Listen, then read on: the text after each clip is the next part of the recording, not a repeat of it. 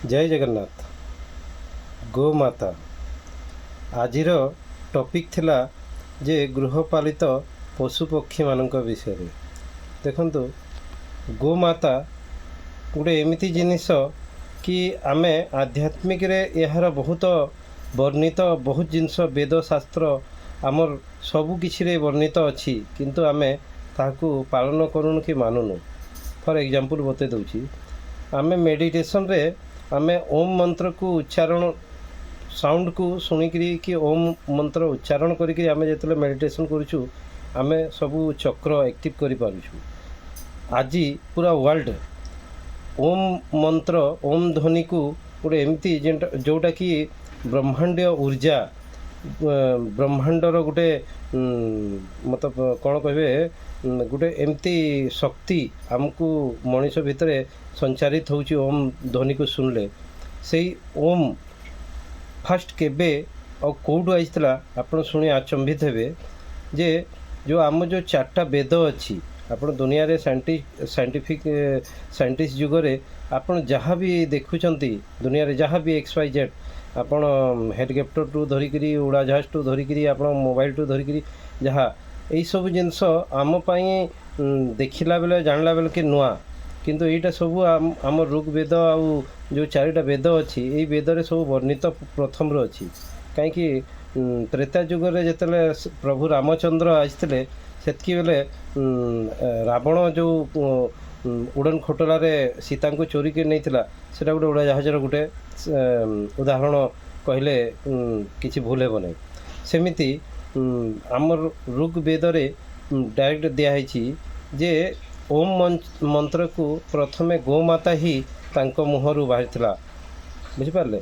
Fast जिनस दुई number जिनस आ गोटे जिनस बते दूची देखंतु अबिका जुगरे आमे गोमाता हैला गाई गोरु रखुना हूँ घरे, किंतु आमे जानी पारना कि आमे गाई गोरु केते इम्पोर्टेंस। जदि आपण घरे किसी भी पूजा पाठ किसी भी मतलब धार्मिक अनुष्ठान करूछंती सेठी पंचामृत व्यवहार करा जाए। पंचामृत बिना केबे भी पूजा साफल्य हुए नहीं। कि धरनियंतु आपण पूजा पाठ करूछंती पूजा पाठ रे आपण को जोठी ठाकुर बसेले कि आपण कलश स्थापना कले सेठी गाई गोबर जेमती हेले लिपा हुए घसा हुए। देखो गाँ गहली रे जिबे बेले आपण एबे भी यही सब जिनस पाई परिबे। देखो केते शुद्ध पवित्र जदि 33 कोटी देवादेवी गोमाता भितर अच्छा यहाँ भूल नुह, यहाँ 100% 110% मतलब सत जिनस तिले मात्र एथिरे कौनसी संदेह नहीं। देखंतु आजिका जुग केमिति हो गला कि आज गाई गोरु देखा जो नहांती। भावंतु आमे कौ जुग को आसी पहुँची गला जे मु प्लाटफर्म ना धरबिनी, किंतु बहुत सारा प्लाटफर्म एमती अच्छी जोटा कि गोमूत्र एबे पैकिंग होकर बिक्री होची बड़ बड़ ब्रांड रे। भावंतु मतलब आउ किछि दिन गला परे आमको गोबर भी मिलबनी, गोबर भी आमको ऑनलाइन रे मगैया पड़े। भावंतु चिंता करंतु गोमाता देखंतु आमर शिव महापुराण रे गोटे जगार एमती वर्णित अच्छी जे गोमाता जेते बेले शिवंक विकराट रूप दर्शन करते सेते बेले से डरी जाइथिले, से ग्राभीण थिले सेतकी बेले आ से डरी जाइथिले आ से कोन करथिले शिव शंभु को गिली देइथिले। जेतले गिली देइथिले बेले किछि दिन पर्यंत शिव शंभु आ दर्शन पाइले नहीं।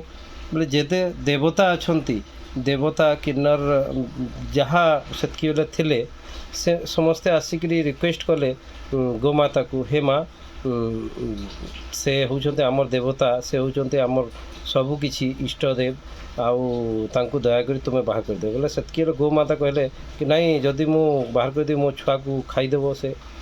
बोले सेतकी बेले समस्त रिक्वेस्ट कर ना ना से देवता और से होउछन्ती ब्रह्मांडर रचयिता रचना करछन्ती प्लस सबु किछि आउ से केबे भी एमती करिवेनी बोलकरी कहले। तापरे गोमाता तापरे फट से गाँ सन कि तांको डिलीवरी होता जो थ्रू को बाछुरी गोटे बाहरी जोटा कि नंदी रूपरे सेटा नंदी जमती जमती शिव शंभुंकर 11 नंबर अवतार हनुमान को धरा जाए ତାଙ୍କର ବୀର୍ଯ୍ୟକୁ ସେ ପବନ ସୁତକୁ ଦେଇଥିଲେ, ଯେଉଁଟାକି ହନୁମାନ ପ୍ରକଟ ହେଇଥିଲେ। ସେମିତି ନନ୍ଦୀ ବି ଶିବଙ୍କର ଗୋଟେ ଅବତାର ବୋଲିକି ଧରାଯାଏ। ବୋଲେ ଗୋମାତା ହେଉଛନ୍ତି ଶ୍ରେଷ୍ଠ। 33 କୋଟି ଦେବାଦେବୀ ଅଛନ୍ତି, ସେଇଟା ତିଳେ ମାତ୍ର ବି ସେଥିରେ ସନ୍ଦେହ ନାହିଁ।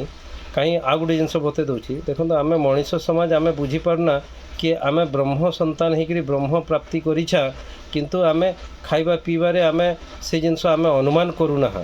ଦେଖନ୍ତୁ ଯଦି ଆପଣ ଟ୍ରାଏଲ୍ କରି ଦେଖିବେ, ଆପଣଙ୍କର ଆଖପାଖରେ ଯଦି କେଉଁଠି ଗାଈ ଗୋରୁ ଦେଖିଲେ, ଆପଣ ନନଭେଜ୍ ମାଛ ମାଂସ ଅଣ୍ଡା ତାଙ୍କୁ ଖାଇବା ପାଇଁ ଦେବେ, ଦେଖିବେ ସାଙ୍ଗେ ସାଙ୍ଗେ ଶୁଙ୍ଘିବ, କିନ୍ତୁ ତାକୁ ଚାଟିବନି କି ଇଏ ନାହିଁ, ଫଟରେ ଛାଡ଼ିକି ପଳେଇଯିବ। କିନ୍ତୁ ଆମେ ମଣିଷ ଏଇ ଜିନିଷ ବୁଝିପାରୁନା। ସେଇଥିପାଇଁ ଗୋମାତାକୁ ଯେତେ ପୂଜା କରିବେ, ଯେତେ ତାକୁ ଲାଳନ ପାଳନ କରିବେ, ସକାଳୁ ଦର୍ଶନ କରିବେ।